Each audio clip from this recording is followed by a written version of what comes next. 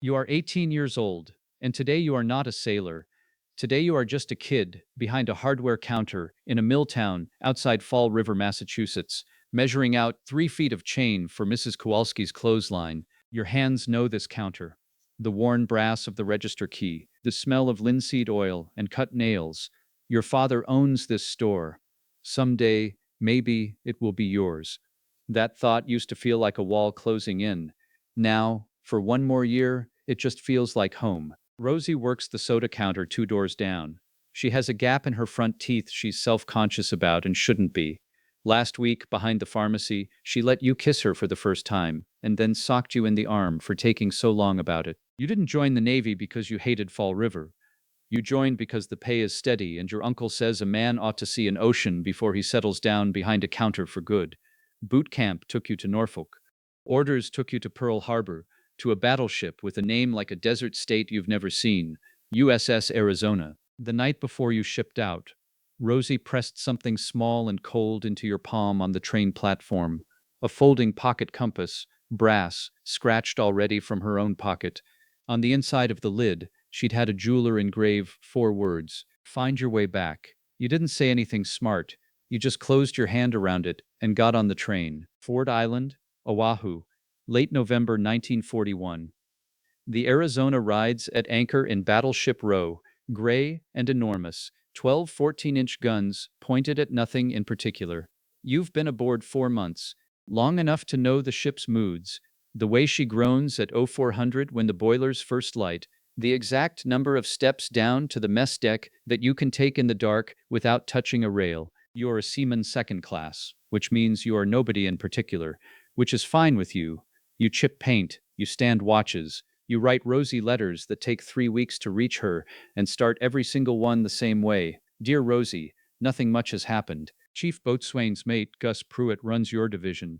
He's 41, which on this ship makes him ancient, and he has one hobby, cribbage, played with a board he carved himself out of a scrap of teak. He will play anyone, anytime, for matchsticks, and he cheats just enough that you can catch him at it if you're paying attention, which he seems to enjoy more than winning. Around his neck, under his shirt, he wears a St. Christopher medal, dented on one edge.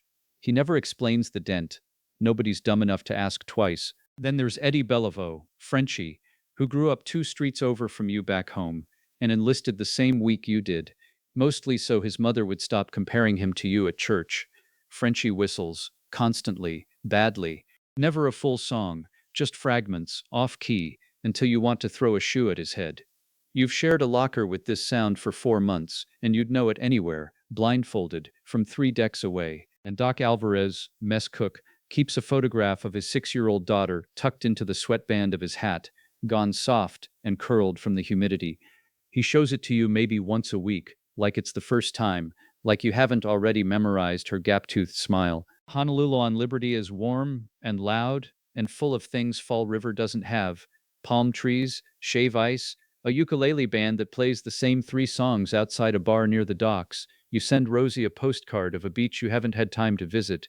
You touch the compass in your pocket before you write her name on the envelope. You've started doing that without thinking about it. December is supposed to be nothing. Routine watches, Sunday morning coming up, which means a late reveille and church call, and maybe, if you're lucky, real eggs instead of powdered. Saturday night, December 6th, you're on deck with Frenchie, who's whistling something that might once have been Chattanooga Choo-Choo. The harbor is full of ships, engines mostly quiet, running lights strung like a carnival across the water. It is, by every account anyone will ever give, an entirely ordinary night. Bet you a nickel church call gets rained out tomorrow, Frenchie says. You don't take the bet. Some things you just let a friend be right about for free. 0755, December 7th, 1941. You are on the mess deck with a tray of powdered eggs you have no intention of finishing when the general alarm starts screaming, and somebody, you never find out who, is shouting a sentence that makes no sense yet. Air raid. This is no drill. You think it's a drill. Everyone thinks it's a drill. That's not cowardice. That's just what a Sunday morning is supposed to be, and your body hasn't caught up to what your ears are telling it. Then the ship under your feet takes a hit that isn't a drill sound. It's a sound with weight to it, a sound you feel in your teeth before you hear it. and the deck kicks sideways like something enormous just exhaled. You are running. Everyone is running, in every direction, because general quarters means different stations for different men, and there is no time to ask who's supposed to be where. Overhead, through a hatch, you catch one bad glimpse of the sky, and it is full of aircraft with red circles on the wings, low enough that you can see the pilot's goggles. Your hand finds the compass in your pocket without you deciding to move it there. You don't open it. There's no time. You just need to know it's there. Gus Puit is bellowing orders you can barely hear over the noise, physically shoving two younger sailors toward a ladder, and for 1 second his eyes find yours across the smoke, and he looks, not scared exactly, focused, like a man doing the only job that makes sense to do. 0806. The forward part of the ship takes a hit that is not like the others. You don't see it happen. You feel it happen, in your chest cavity, like the inside of your body has been struck like a bell. This is the moment nobody tells you about in the movie version. There is no clean shot of the explosion from a heroic distance. There is only being inside it, a wall of sound, with no edges, then a wall of heat that arrives a half-second later, like it's chasing the noise, then the deck under you, no longer behaving like a floor. You are thrown. You don't remember deciding to fall. When you can see again, the forward part of the ship, a part of the ship you walked across an hour ago, where men you knew by name were standing, is gone, or on fire, or both, and you cannot tell which because your eyes won't focus and your ears have stopped working correctly. Someone is pulling your arm. It's Doc Alvarez, and his hat is gone, and the side of his face is bleeding in a way he doesn't seem to have noticed yet, and he is screaming something at you that you understand only because you can read his mouth. Move, move, move. Here is the thing nobody prepares you for, the choosing. There is a man near you. You don't know his name, you will never know his name. Trapped against a bent rail, and the fire behind him is a wall you cannot get through, and Doc Alvarez is screaming at you to move, and you have maybe 2 seconds to decide whether you are the kind of man who dies trying to reach a stranger, or the kind who lives. You choose to live. You will spend a long time not forgiving yourself for how easy, in the end, that choice turned out to be. Gus Puit does not make it off the ship. You don't see it happen. You only know, hours later, standing soaked and shaking on Ford Island with a wool blanket someone put around your shoulders, that the chief did not answer muster, and that 3 different men tell you 3 different versions of where he was last seen, and none of the versions end with him getting out. That evening, a boatswain's mate named Holloway, you barely know him, presses something small into your hand.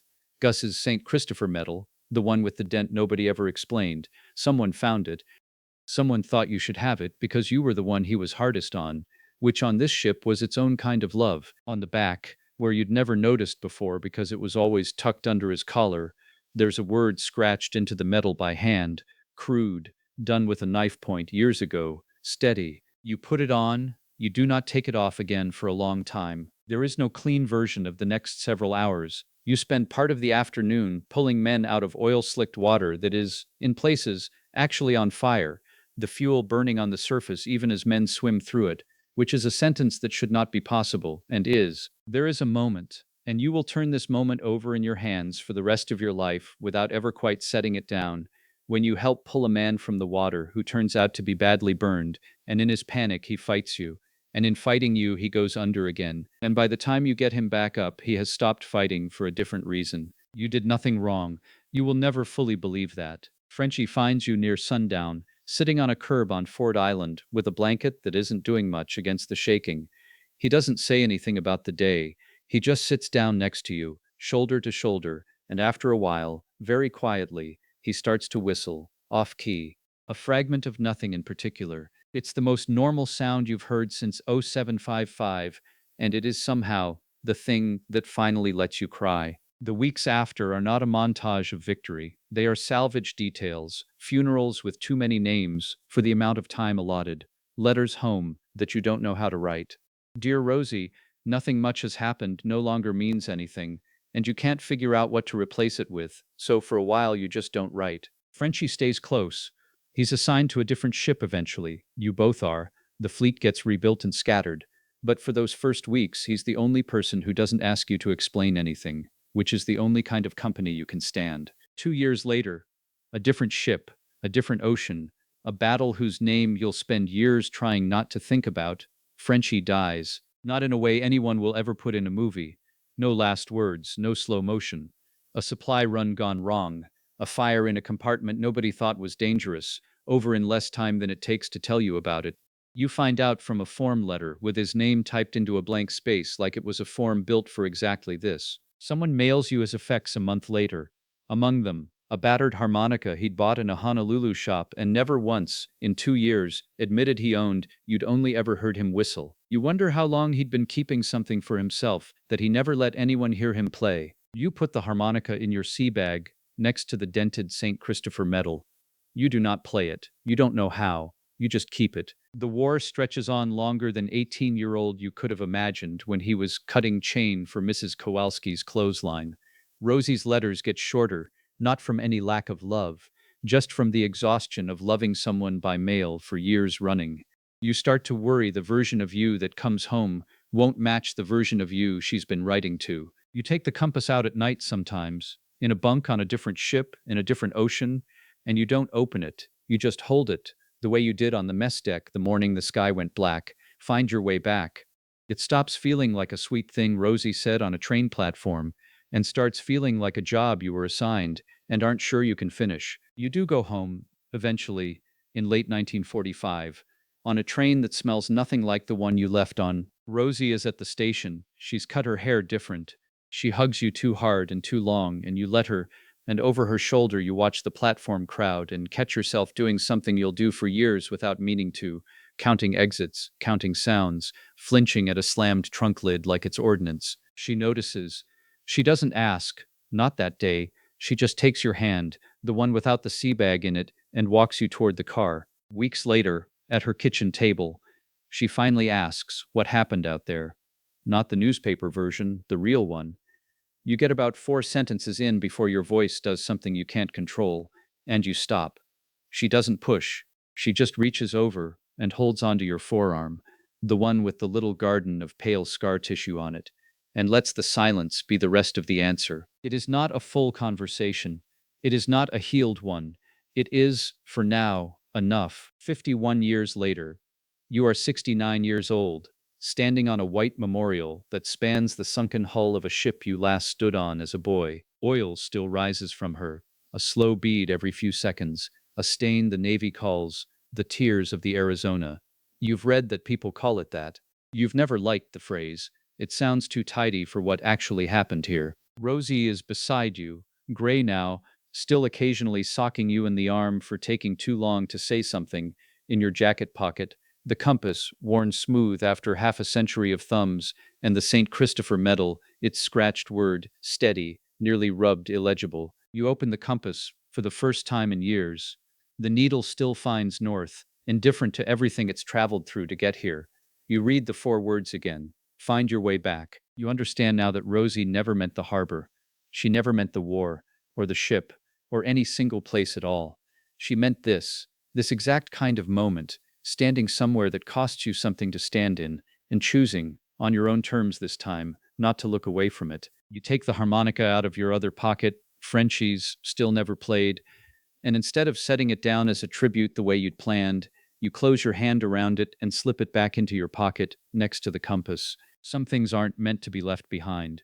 Some things you're just meant to keep carrying, a little lighter each year, until carrying them is indistinguishable from living. Below you, through pale green water, the outline of the old gun turret is just visible, patient, unmoving, keeping whatever it's kept for 51 years. You close the compass. You don't put it away.